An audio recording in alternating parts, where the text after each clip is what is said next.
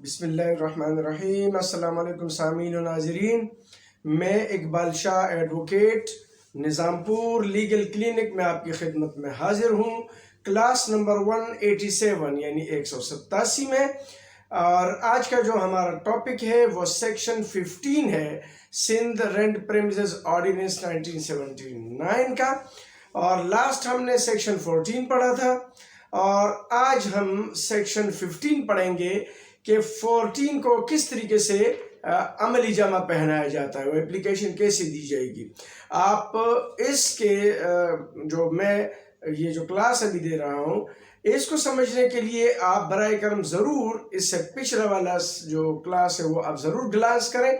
जब आप उसको थोड़ा सा भी ग्लांस करेंगे, नज़रसानी करेंगे, तो ये क्लास आपको समझ में आ जाएगा। तो चलते हैं सेक्शन 15 के हवाले से, वो पढ़ते हैं कि वो क्या कहता है। तो सेक्शन 15 कहता है एप्लीकेशन टू कंट्रोलर, यानी जो हमने 14 में बताया कि ये हवाले से मकान खाली किया जा सकता है, तो फिर जाके कंट्रोलर को एप्लीकेशन दी जाती है। वो कौन से सेक्शन में? वो सेक्शन 15 में। और सब सेक्शन 15 कहता है where a landlord seeks to evict the tenant otherwise than in accordance with section 14। अब हमने वो तो सेक्शन 14 की बात थी कि उसमें बता कि ये सब चीज़ों में खाली कर सकता है। 15 में के अलावा जो है, अगर वो खाली करना चाहता है, where a landlord seeks to evict the tenant otherwise then in accordance with section 14 he shall make such application to the controller। अब सेक्शन 14 देखेंगे, उसमें जो सभी चीज़ें हैं आपको खुद ही क्लियर हो जाएगा कि हमें सेक्शन 15 में किस चीज़ में एप्लीकेशन देना है। अगर अदर देन सेक्शन 14 होगा तो सेक्शन 15 में किस तरीके से एप्लीकेशन दी जाएगी, ये 15 के सब सेक्शन 1 क्लियर करता है। सब section 2, the controller shall makes an order directing the tenant to put the landlord in possession of the premises within such period as may be specified in the order if he is satisfied that। अगर उसको application दी जाती है तो वो उसको order कर लेगा उस एप्लीकेशन पे, यानी वो तमाम नोटिस होते हैं, सब चीज़ों की इंक्वायरी होती है, सब चीज़ें करके कोर्ट जब सेटिस्फाई हो जाता है तो ऑर्डर कर लेता है और टेनेंट को वहाँ से एविक्ट कर दिया जाता है, और जो मालिक के मकान है उसको उस पर पजेस कर दिया जाता है, उसके हैंड ओवर कर दिया, उसको दे दिया जाता है, वो ऑर्डर कर लेता है। वो किस तरह? इफ़ ही सेटिस्फाइड दैट, अगर वो मुतमईन हो के सब क्लॉज 2 सब क्लॉज 1 जो है वो ओमिटेड हो गया है। अब जो है ये जो ओमिट हो गया था 1984 में, 30 जुलाई 1984 में ओमिट हो गया था। अब जो सब क्लॉज 2 है, the tenant has failed to pay rent in respect of the premises in his position within 15 days after the expiry of the period fix by mutual agreement. अगर उनका एग्रीमेंट हो और उसमें वो डिफॉल्ट हो गया और रेंट ना देता हो, और वो जो 15 डेज की जो एक्सपायरी है वो उसके हो चुके हों, और in absence of such agreement within the 60 days after the rent has become due for payment, या फिर 60 दिन उसके गुजर चुके हो और उस पर पेमेंट ऑफ रेंट जो है वो ड्यू हो चुका हो। और provided that where the application made by the landlord is on the sole ground mentioned in this clause, और वो जो एप्लीकेशन दी है वो इसी ग्राउंड पर हो, and the tenant on the first day of the hearing, और पहले ही डेट पे जो किराएदार है admits his liability to pay the rent claim from him, और वो क्लेम जो वो एडमिट कर लेता है, the controller shall, तो जो कंट्रोलर है वो करेगा लाजमन। shall का मतलब है if he is satisfied that the tenant has not made such default on any previous occasion, कि वो इससे पहले कोई डिफॉल्टर नहीं हुआ, यानी ये कोई आदि डिफॉल्टर नहीं है। has made such default on any previous occasion and the default is not exceeding 6 months, और वो 6 महीनों से ज़्यादा नहीं है, direct the tenant to pay all the rent claim from him, कि वो तमाम रेंट जो है उसको डायरेक्ट कर देगा कि वो पे करें on or before the date to fix before the purpose, और जिसके लिए इस मकसद के लिए वो डेट फिक्स किया गया हो, and upon such payment he shall reject, और जब वो ये पेमेंट कर देंगे तो लैंडलॉर्ड का जो एप्लीकेशन वो रिजेक्ट हो जाएगा। लाजमी बात है जब वो सब चीज़ें दे देंगे, क्योंकि आप आए हैं उस पे वेकेट करने के लिए, को डिफॉल्टर है, तो फिर वो वेकेट हो जाएगा। फिर इसका सब सेक्शन 3 है, the tenant has without the written consent of the landlord, या उसने लैंडलॉर्ड के मर्जी के बगैर, लिखी हुई मर्जी के बगैर, hand over the position of the premises to some other person. वो पहले सेक्शन 14 में तो पर्सनल यूज जिसमें बेवा हो, रिटायर होने वाला हो, 14 में ये चीजें लिखी गई थी ना, तो वो इसलिए कह रहे हैं। अब ये मैंने इसलिए इस वक्त तक, जब मैं यहाँ पहुंचूंगा तो आपको समझ में आ जाएगी ये बात। तो उसमें यही था, रिटायर होने वाला हो, 60 साल गुजार चुका हो, वो बेवा हो, 14 में ये था। तो ये 15 के यही थी, अदर देन 14 इसलिए कहा गया, सेक्शन 14 अदर देन सेक्शन 14 इसलिए किया गया। पहले वो बात आ गई सब क्लास 1 में कि अगर वो एरिया, वो डिफॉल्टर हो और वो आदि डिफॉल्टर ना हो और वो एडमिट कर लेता है, ठीक है, तो फिर उसके वो एप्लीकेशन, उसको फिर बहाल कर दिया जाएगा और वो एप्लीकेशन लौट की रिजेक्ट हो जाएगी। और second, the tenant has committed such act hand over the position of premises to some other person, और किराएदार को मालिक के मकान ने उसको दिया हो एग्रीमेंट के मुताबिक कि आप रहोगे और ये किसी और को किराए पे दे दे, तो ऐसी सूरत में भी इसके खिलाफ एप्लीकेशन देंगे ताकि इसको खाली कर दिया जाए मकान।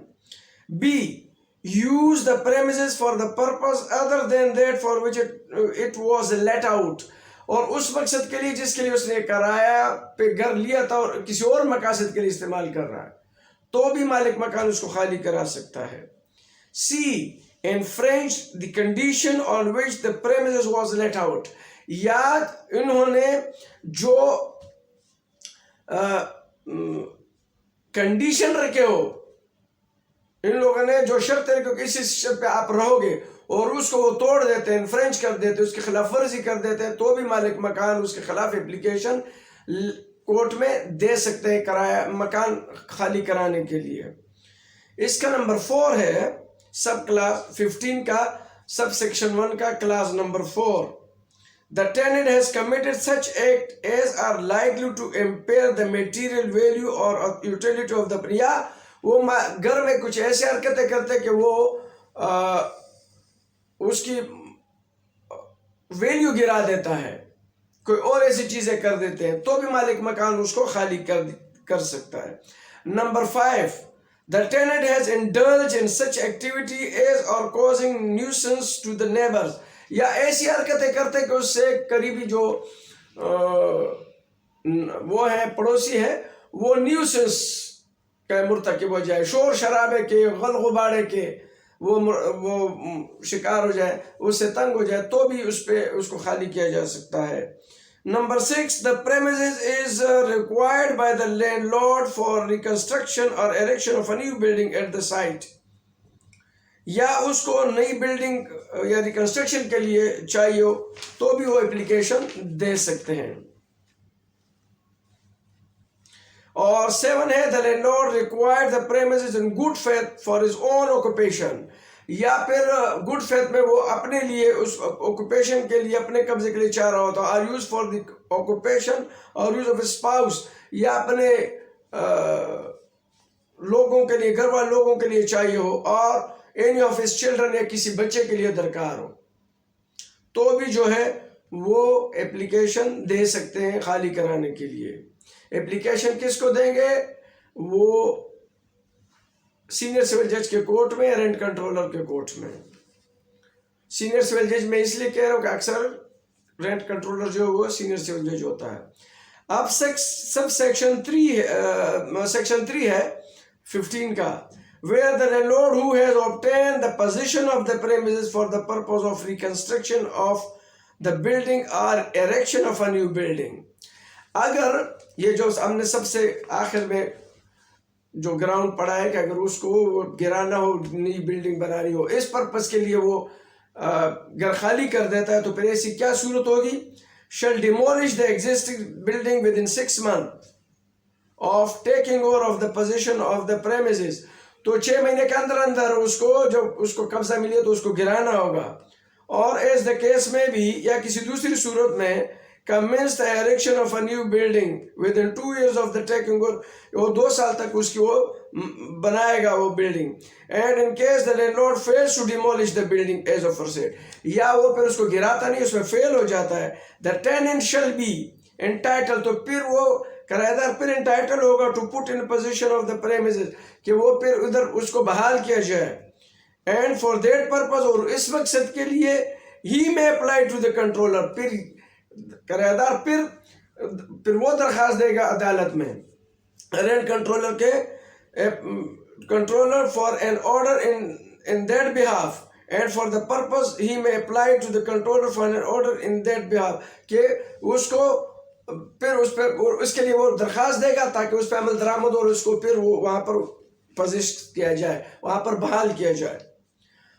और सेक्शन 4 है, सब सेक्शन 4 है 15 का, where the landlord construct the building, वो बिल्डिंग कंस्ट्रक्ट करता है एज अफोरसेड, जैसे ऊपर कहा गया है, जैसे हमने सेक्शन 3 में पढ़ा है, the tenant who was evicted from the old building, और वो जो पुराने बिल्डिंग से किराएदार निकाला गया था, before the completion of a new building, नई बिल्डिंग के मुरम्मत से पहले या इसके बनने से पहले, and it's occupation, and the controller shall make an order accordingly in respect of the area applied for or such similar area as considering the location and type of a new building and the needs of the tenant, the deems a just and on payment of a rent to be determined by him on the basis of a rent of similar।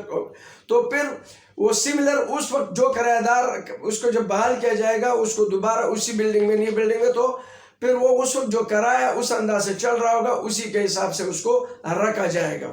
ये नहीं कहेगा कि मैं तो पुराने building में जो किराया दे रहा था उसी हिसाब से करूंगा, नहीं, फिर वो उसी हिसाब से जो उस वक्त चल रहा होगा, नए बिल्डिंगों के चल रहे उसी हिसाब से उसको किराए पे रखा जाएगा।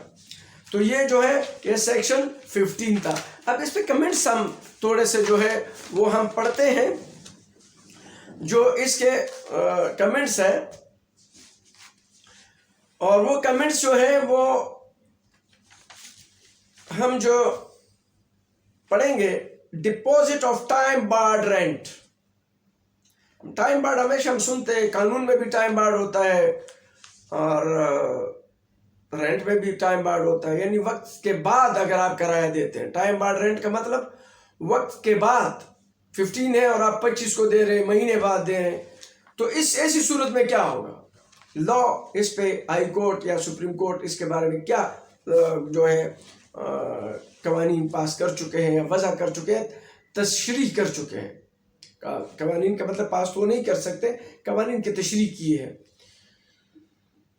तो इसमें है interim order passed in such proceeding could not be called in question under constitution jurisdiction unless same was without jurisdiction on excess of jurisdiction. Impugned order was declared to be illegal and tenant was directed to deposit arrears of monthly rent from the date of filing of ejectment petition. Constitutional petition was disposed of in circumstances. इस हवाले से deposit of time barred rent पे आप जो law है हमारे पास 2020 का है, YLR है पेज 192, 2020 YLR 192। अगर ऐसा कोई case deposit of time barred rent का आ जाए तो इसमें आप 2022 YLR 192 आप जरूर देखें। इसी तरीके से default in payment of utility bills, अगर यूटिलिटी बिल्स में कोई डिफॉल्ट करता है यानी बिजली गैस वगैरह कुछ में, तो इसके लिए आप जो है आप 2020 CLC पेज 254 आप ये जरूर 2020 CLC पेज 254। इसी तरह application of a civil procedure code, आया civil procedure code rent law पे एप्लीकेबल है, तो इस हवाले से आप जो है चूंकि वो एप्लीकेबल नहीं है, इस हवाले से 2020 CLC पेज 392 आप देख सकते हैं। इसी तरह default in payment of rent, आप पेमेंट ऑफ रेंट के डिफॉल्ट के लिए आप जो है 2020 CLC पेज 392 देख सकते हैं। 2020 CLC 392 ये देख सकते हैं। Application for eviction of tenant, यानी टेनेंट को खाली कराने की एप्लीकेशन के लिए आप जो है ये आप देख सकते हैं 2020 CLC पेज 1599, 1599 पेज देख सकते हैं। और इसी तरह subsequent payment, once default is committed it can not be wiped out by subsequent payment. समझ आई बात? ये इसके लिए आप जरूर पढ़े देखें 2022 CLC 254, ये बहुत अहम अथॉरिटी है सब्सिक्वेंट पेमेंट पे। Once default is committed it can not be wiped out by subsequent payment. समझ आई बात? तो इसके लिए आप 2022 CLC 254, 2020 CLC पेज 254, मैंने 2022 का वो नहीं है, इसके लिए सॉरी, माजरत ख्वाह। 2020 sorry CLC page 254, 2020 CLC page 254, ये है सब्सिक्वेंट पेमेंट। और bona fide person need of a landlord, अगर लैंडलॉर्ड को बोनाफाइड पर्सन लीड है तो उसके लिए आप 2020 CLC पेज 392, 2020 CLC पेज 392 आप देख सकते हैं। इसी तरह eviction of a tenant on both the grounds of personal requirement and reconstruction, ये पेज 2020 CLC पेज 60, ये आप जरूर देख सकते हैं। इसी तरह arrears of rent payment of requirement, arrears of rent payment of requirement के लिए आप 2020 CLC नोट पेज 38। इसी तरह non mentioning of good faith by the landlord, वो क्या इफेक्ट करता है, इसके लिए 2020 CLC पेज 392। और denial of relationship of landlord and tenant, अगर इसी तरीके से कोई सूरत आती है कि टेनेंट कहता है कि मैं तो किराएदार ही नहीं, मैं तो मालिक मकान या लैंडलॉर्ड होती है तो मेरा किराएदार ही नहीं है, तो ऐसी सूरत में जो है इसमें 2020 CLC नोट पेज 29, ये आप जरूर देखें। और इसी तरीके से कॉन्स्टिट्यूशन पिटीशन, इसमें जो लाई करती है उसके लिए 2020 MLD पेज 7, ये आप जरूर जो है पढ़ लें तो आपको सेक्शन 15 बहुत अच्छे तरीके से समझ में आ जाएगा। अब हम इसके साथ सेक्शन 15A पढ़ेंगे कि सेक्शन 15A है क्या, और ये इतना बड़ा सेक्शन नहीं है, इसके 2 ही क्लास है, वो हम जल्दी जल्दी पढ़ लेते हैं ताकि वो इसी के साथ हो। Penalty for use of premises other than personal use, यानी अगर पर्सनल यूज के लिए एक बंदे ने, लैंडलॉर्ड ने वो खाली कराया है और वो उसके लिए वो यूज नहीं करता है, मतलब एक किस्म का धोखा है, तो ऐसी सूरत में क्या होगा, क्या पेनल्टी होगी लैंडलॉर्ड पे। वेयर द लैंडलॉर्ड यानी मालिक मकान वो जाती इस्तेमाल के लिए खाली करता और बाद में जाकर वो इस्तेमाल नहीं करता, यानी कम किराए वाले को खाली करके ज्यादा पे दे देता है और बहाना पर्सनल यूज नीड के लिए करता है, तो ऐसी सूरत में उस पर क्या जुर्माना लग सकता है।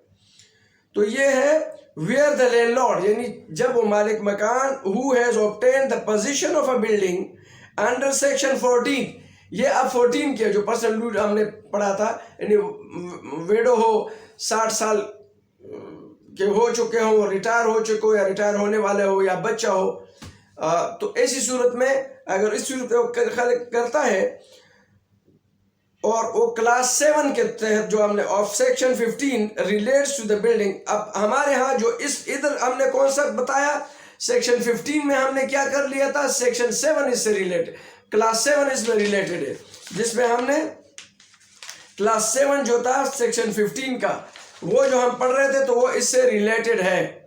The landlord requires the premises in good faith for his own occupation और यूज और फॉर द ऑक्यूपेशन और यूज ऑफ हिज स्पाउस और एनी ऑफ हिज चिल्ड्रन, अगर वो इस चीज पे करता है सेक्शन 15A फिर एप्लीकेबल होगा, और वो फिर लैंडलॉर्ड के बार अगेंस्ट क्या हो सकता है, तो relates the building or premises to any person other than the previous tenant or puts it to be a use other than person used within 1 year of such possession.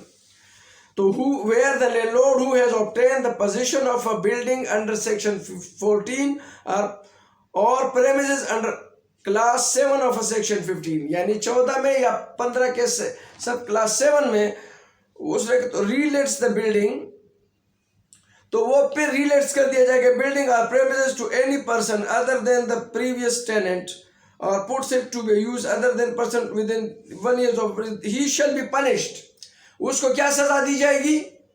अगर वो उसको नहीं देता, किसी और को लाता है, तो इसकी पनिशमेंट क्या है? He shall be punish with fine which shall not be exceeded 1 year of rent. 1 साल की किराए की सजा उसको दी जाएगी of the building of a premises as the case में भी, या ऐसी जो भी सूरत हो, payable immediately before the position was so obtained. और इसमें सब क्लास 2 है the tenant who has been evicted, और जो किराएदार से खाली कराया गया हो क्या करेगा? May apply to the controller, वो कंट्रोलर को एप्लीकेशन देगा for an order directing that, कि वो मालिक मकान को डायरेक्ट करे he shall be restored to possession, ताकि उसकी वो पोजीशन में बहाल करें, उसको फिर उधर रखें ऑफ द बिल्डिंग, उसी बिल्डिंग और द प्रेमिसेस, या वही जगह एज द केस में भी जो भी सूरत हो, and the controller shell make it order accordingly, और कंट्रोलर जो है वो उसी ही पे ऑर्डर करेगा। तो ये जो था हमने सेक्शन 15, सेक्शन 15A, और हमने साथ साथ 14 को भी रिवाइज किया। ये आज हमने पढ़ा। उम्मीद है कि आपको सेक्शन 15 और 15A of the rent premises ordinance 1979 समझ में आ चुका होगा। आज के लिए इतना ही, लेकिन जाते जाते मैं आपसे ज़रूर रिक्वेस्ट करूंगा कि अगर आप मेरे चैनल में नए हैं तो आप मेरे चैनल को लाइक करें, सब्सक्राइब करें, कमेंट्स करें, और प्रेस जो आइकन है उसको भी ज़रूर आप प्रेस किया करें, ताकि मेरे आने वाले वीडियोस आपको मिलते रहें। आज के लिए इतना ही, इजाज़त चाहता हूँ। अल्लाह हाफिज़।